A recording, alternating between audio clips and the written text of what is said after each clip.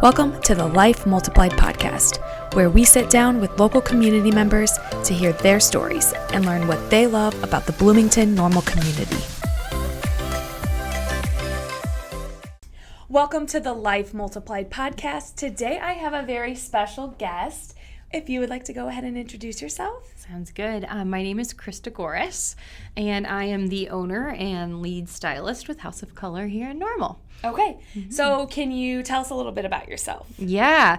So I am a mom, first and foremost, and a wife. I have a 7 and 3-year-old, 2 boys, keep me crazy busy. I bet, yeah.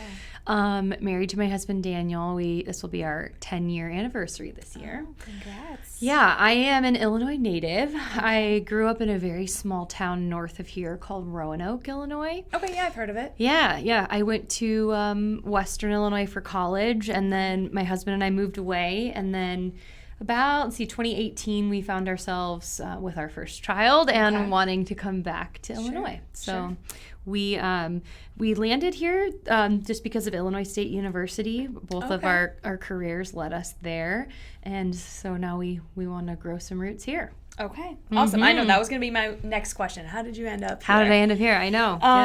All right, well then let's get into, so you work for, it's called House of Color Normal. Right. So can you tell us just a background of that? What is that, and then how you got started with that? Yes, I can talk for hours on that. So first and foremost, House of Color is a franchise business. It is based in the UK though, so color is spelled C-O-L-O-U-R. It is, yes. Yeah. That's the European spelling. So about 10 years ago, the idea of color analysis here in the United States in person really took off. And we are a color and style analysis business that there was one of our original consultants went over to the UK to get trained, and she kind of brought it here to the US. And the epicenter of where our franchises started in the U.S. is actually Nebraska. Okay. Kind of crazy. Yeah, and then it's really just kind of blown up from there. House of Color has over 300 franchises in the U.S. now. Mm-hmm. Okay, wow. Yeah, so you'll see House of Color and then Normal, because that is my business location. Yes. Okay. Yeah, because I noticed I saw one, I think it was like House of Color Nashville. So they're all, whatever city it's in, that's what the ending. Okay. Yeah, that's the name of it. Sure. Mm-hmm. Yeah, so we use a scientific method to discover your best coloring. Yes. What colors look best around you. Okay. Awesome. So yeah, that's kind of what I want to get into. So, I saw this stuff going on TikTok. I know a lot of celebrities. I follow a ton of celebrities.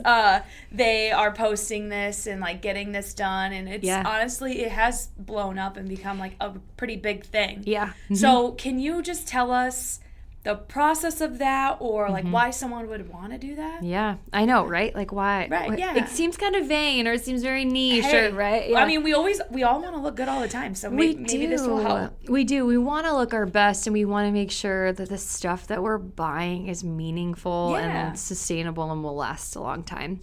So why would you want to do it? That's why. I help people turn, insecurities about themselves also into just owning who they are and their own natural features. I think in today's day and age with social media, right, influencing and whatnot, we're really drawn to what other people are wearing or how she did her makeup or whatnot. And so owning that creativity and your own best coloring.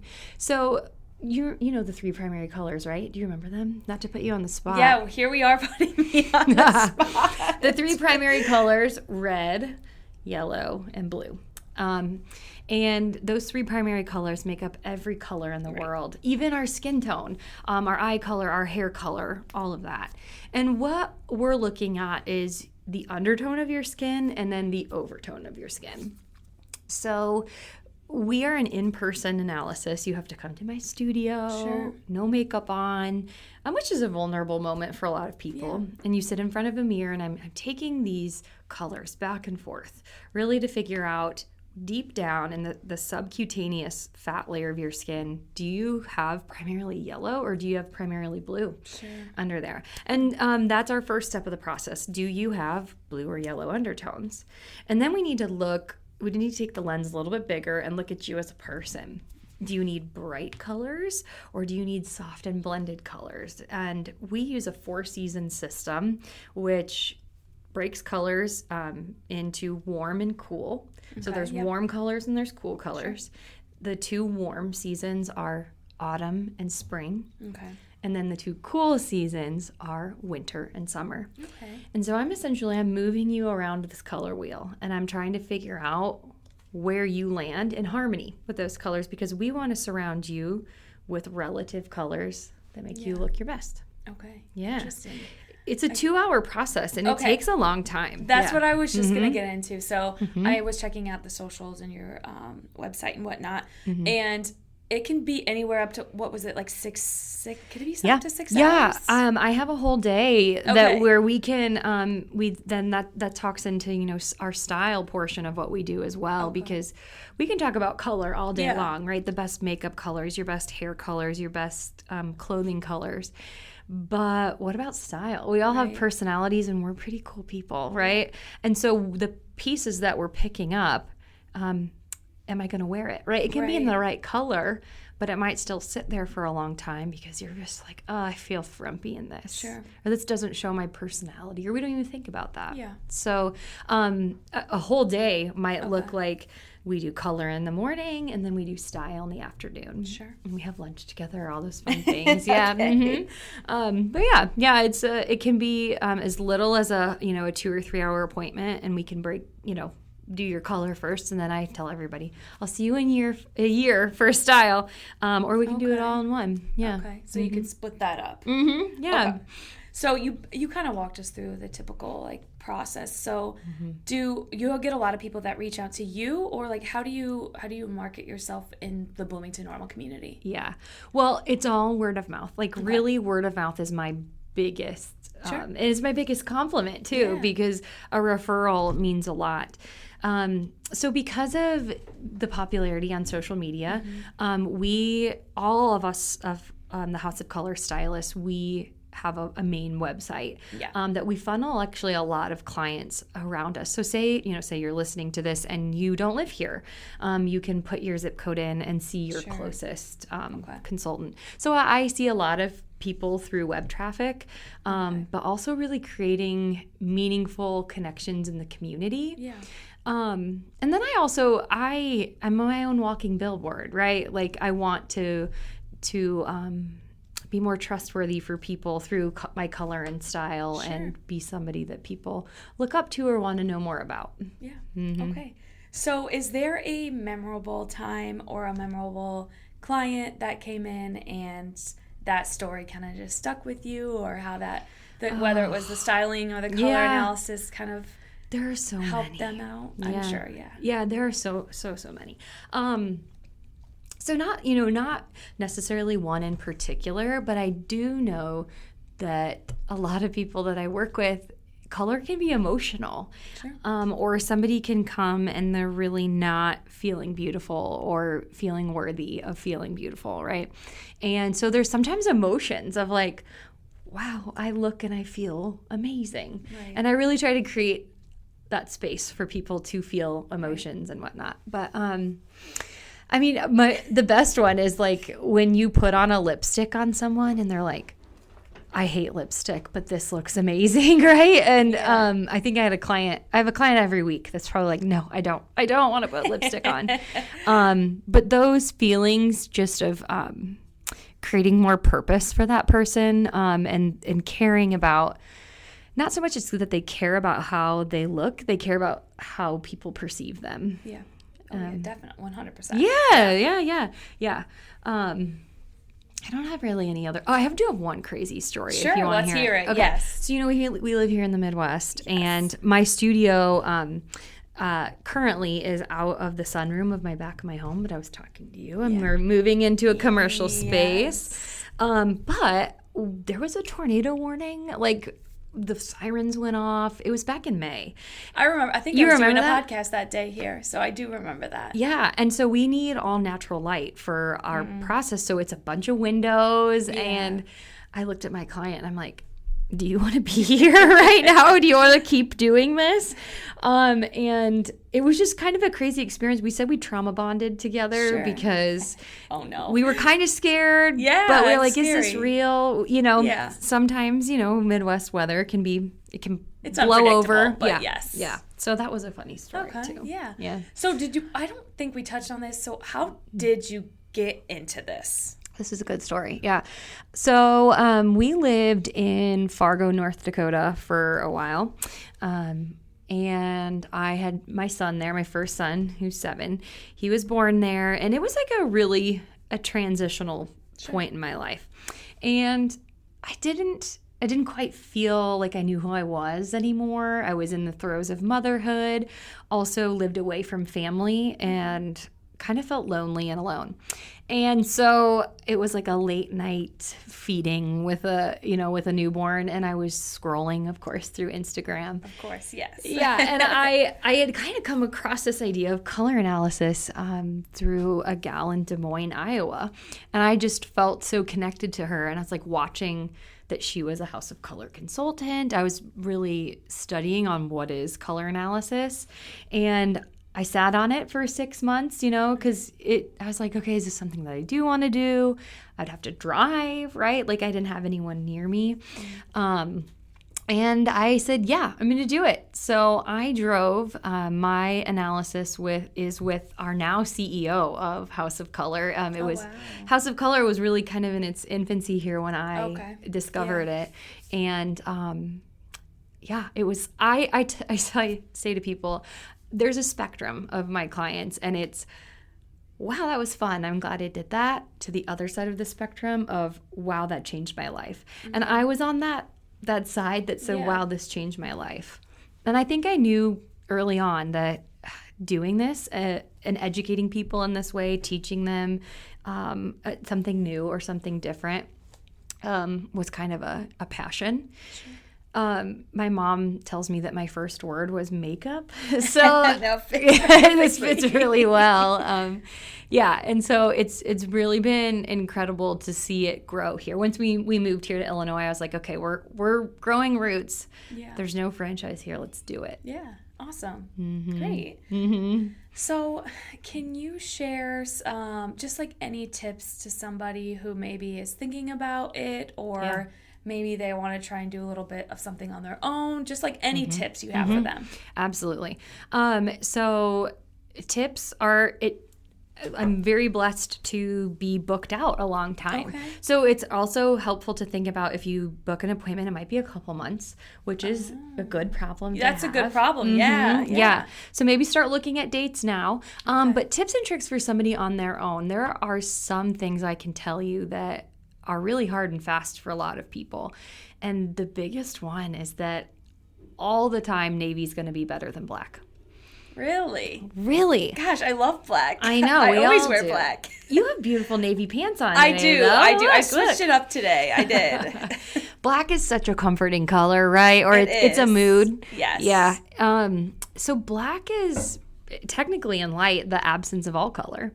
And it sometimes is a more of a comforting hiding place for some, versus like that clean classic aesthetic, right? It can have that. And I'm not saying that black, you have to break up with black completely. I can't even, I don't think I could. I know. And I also tell all my clients, I'm not the color police either. But generally speaking, navy is going to be less harsh. It's going to be less heavy on someone. Okay. And that's the general population of all people. So if you could do one thing, it's switch to navy, and then wear the lipstick too. Like really? Seriously, I know it seems scary and it seems like a lot, but really when you are wearing a lip color that is in your season, that honors your natural coloring, we're drawing attention to your eyes more so than we're drawing attention to your lips. Okay. Mm-hmm. I was going to say, I don't ever wear lipstick, ever. Never? Yeah. Never. Do you want to know a scary statistic?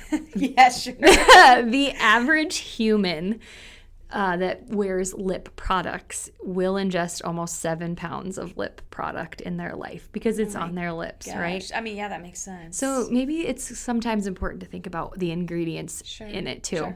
Sure. Which also, that's another thing I like to talk with clients is that House of Color also has a makeup line. That's the first thing you can do, right? Okay. Wearing makeup you're putting directly on your skin. Right. And because we're a European company, we utilize European beauty standards, which is less chemicals than that are approved than in the U.S. So. Yeah. Okay, well, those are some good tips to have. Yeah, a couple of things. Give the listeners something to think about. Mm-hmm. So let's move into, you're from Illinois, but you ventured off a little bit. But what do you love about the community? Oh, gosh. I don't know why. There's always just been this sense of, like, say you're driving back from Chicago and it's just like this breath of fresh air. I feel that. You feel it, like you see the cornfield and you're like, okay, like wide open space and this feels comfortable, right? I get that. Yeah. Just knowing that I grew up here and living in other places, something just never quite felt like home. And, I didn't go into agriculture or, like we're really surrounded by ag and whatnot. But I feel like specifically Bloomington-Normal has a lot to offer for the city, right? Like experiences. There's things to do with families that are really great. And we have a lot of family opportunities here. Yeah. And then this was always the place that I came to as a kid, like the nearest town. It was the nearest big town. Yeah. The university is also, 2 universities, right, are really nice assets to the area. And I feel that, right? Like there's this, it's a big town, but it feels small. Yeah. So that's what I really love, and I'm like a connoisseur of coffee and food, so I'm all over this place. Same. Mm-hmm. Okay, that leads us into our next question. Mm-hmm. Where are your go-to places in town? Okay. Okay. This is always my favorite. This is I love this. Well, so for like a date night. Bakery and Pickle or Epiphany Farms. Yeah. Have you done the experience dinner? We did. It was amazing. Okay. I really want to do it. I've eaten there and it was probably like top 5 places for dinner I've had. Yeah. So I'm like, I need to try that experience. Well, and it is like I'm also up for that. Like the architecture and the decor is an experience too. Yeah. Just in itself, for sure. Yeah. So that's definitely a go-to.